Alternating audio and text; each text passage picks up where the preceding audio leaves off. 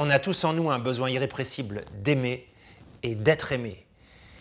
On a été créé pour ça, c'est notre ADN, mais dans notre humanité souffrante et blessée, il est impossible d'aimer sans souffrir. C'est assez logique parce que pour aimer, il faut s'ouvrir et donc on devient beaucoup plus sensible et vulnérable au manque de réciprocité.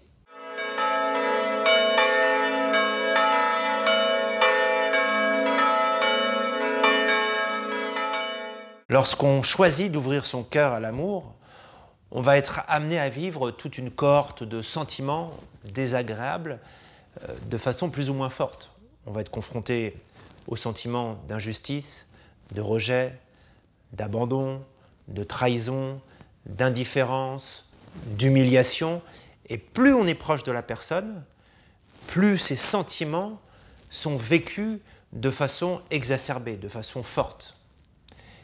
Et bien sûr, la première tendance naturelle lorsqu'on vit ces sentiments, c'est la fermeture, c'est de se blinder, tout simplement pour cesser de souffrir. Et on oublie peut-être, ou on ne veut pas le voir, que cette souffrance liée à l'amour vient creuser notre cœur, nous fait grandir et, j'allais dire, est une grâce parce que ça nous permet de nous décentrer de nous-mêmes et de nous ouvrir à un chemin de guérison vers un amour beaucoup plus universel. Lorsqu'on vit ces blessures liées à l'amour ou lorsqu'on est confronté tout simplement à un manque de réciprocité ou un manque de délicatesse, etc., on a toujours tendance à ramener les choses à soi, à penser que l'autre le fait exprès, en oubliant que l'autre, il est comme nous.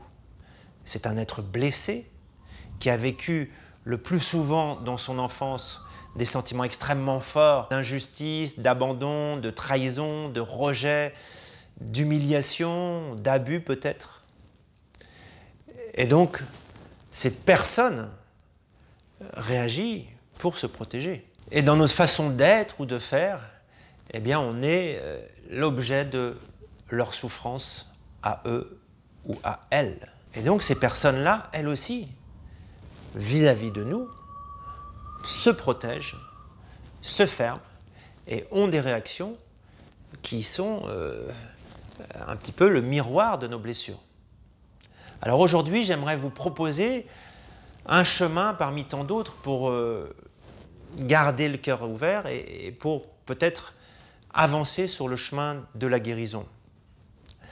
La première condition, c'est vouloir aimer ceux qui nous blessent.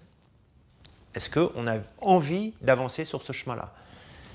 Si c'est un niet définitif, eh ben, il faut s'arrêter là. Si par contre, on est prêt à avancer sur ce chemin de l'amour en considérant l'autre comme blessé, alors dans un premier temps, ce que je vous propose, c'est de trouver ou de fabriquer une petite poupée qui va représenter le petit garçon ou la petite fille qui est derrière cette personne qui vous blesse. À travers cette petite poupée, ça va vous permettre de voir chez l'autre quelqu'un de vulnérable. Un petit garçon ou une petite fille qui a vécu ces sentiments d'abandon, de trahison, de rejet, d'indifférence, de violence, d'abus.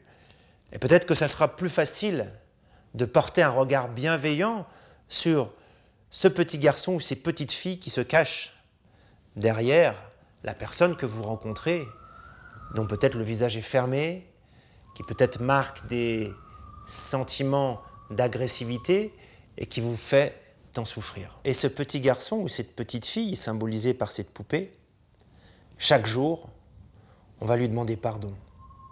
On va lui demander pardon au nom de tous ceux qui l'ont blessé. Tous ces adultes que ce petit garçon ou cette petite fille a rencontrés sur son chemin et qui ont été l'occasion pour cet être de tant de blessures qui font qu'aujourd'hui, cette personne a des difficultés pour aimer. Et derrière ce petit garçon et cette petite fille, je vais y mettre aussi moi-même Et je vais étendre ça à l'ensemble de l'humanité passée, présente et future. Ce petit garçon ou cette petite fille, finalement, va être le symbole de toutes ces personnes, du premier homme jusqu'au dernier, qui ont vécu, petits ou petites, toutes sortes de blessures, qui les a marqués et qui font qu'ils ne savent pas aimer, comme moi je ne sais pas aimer. Et on va demander à Dieu, à travers nous, de combler ce petit garçon ou cette petite fille d'amour, de venir réparer ses blessures. Et c'est là où le chemin de guérison va prendre tout son sens, un chemin de réparation de notre cœur, du cœur de cet homme ou de cette femme qui se cache derrière cette poupée et de la guérison de l'humanité tout entière. Petit à petit, je vais apprendre à aimer ce petit garçon ou cette petite fille blessée qui me représente enfant, qui représente l'enfant qui se cache derrière l'adulte, qui me blesse, qui représente l'enfant qui se cache derrière l'humanité souffrante tout entière. Je vais développer alors de l'indulgence, de la compassion vis-à-vis de cette personne et je vais avancer sur ce chemin de la paix avec cette personne et avec moi-même. Car au-delà de ce qu'on voit, la puissance de cette démarche, qui est une démarche d'amour, un amour que je ne suis pas capable de donner moi-même, mais je vais demander dans la prière à Dieu de remplir mon cœur d'amour, d'indulgence, de pardon, de paix, de compassion. Et il va répondre à ma prière.